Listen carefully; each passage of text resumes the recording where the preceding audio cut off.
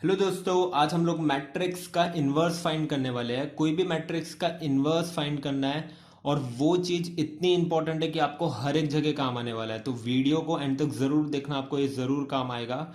इसके बेसिक्स भी है जो मैंने आपको ऑलरेडी बता दिए, तो वो डिस्क्रिप्शन बॉक्स में देख लेना। अब यहाँ पे ऐसा बोला है कि ए है और मैट्रिक्स ए को अब मेरे को इसका इन्वर्स फाइंड करना है, ठीक है। तो अब अगर मैं इसका इन्वर्स फाइंड करूंगा तो पहले मेरे को माइनर और को फैक्टर फाइंड करना पड़ेगा। माइनर और को फैक्टर भी मैंने अच्छे से वीडियो में बता दिया है पहले, तो देखना।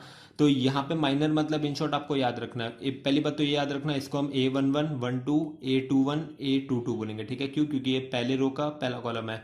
ये सब रो कॉलम क्या होते हैं वो भी देख लेना, आपको अच्छे से समझेगा। तो जब भी याद रखना, माइनर ऑफ M11 मैं बोल रहा हूँ तो उसके अपोजिट वाला उसका माइनर हो जाएगा, ठीक है। अब 1 2 बोल रहा हूँ मतलब ये 1 2, ठीक है। 1 2 तो इसका अपोजिट क्या रहेगा, ये हमारा माइनर हो जाएगा। सेम इसका अपोजिट क्या हो जाएगा थर्ड वाले के लिए, जो कि 5 हो जाएगा। और फिर बाद में 2 2 के लिए इसका अपोजिट क्या हो जाएगा -1, ठीक है। और को फैक्टर कैसे फाइंड करते हैं वो भी मैंने आपको बताया। 1+1 क्या होता है, C11 करो ना, तो 1+1 2, 2 इवन है, इवन में सेम रहेगा। 1+2 ऑड, ऑड है तो ऑड में साइन चेंज हो जाएगा, -3 का +3 हो जाएगा।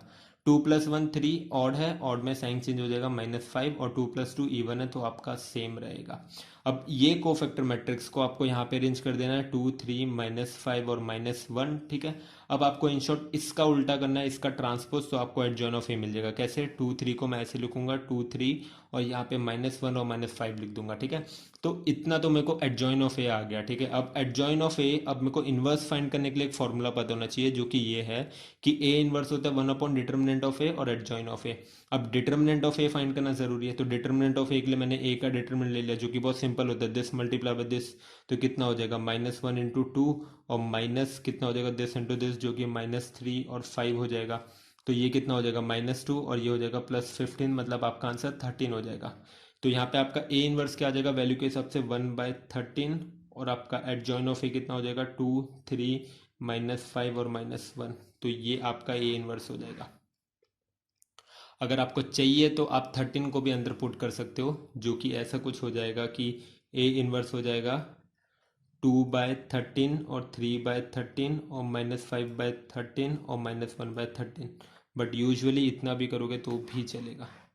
हेलो दोस्तों, मेरा नाम जतिन शर्मा है। आईआईटी जैम मैथमेटिक्स में मेरा ऑल इंडिया रैंक 406 था।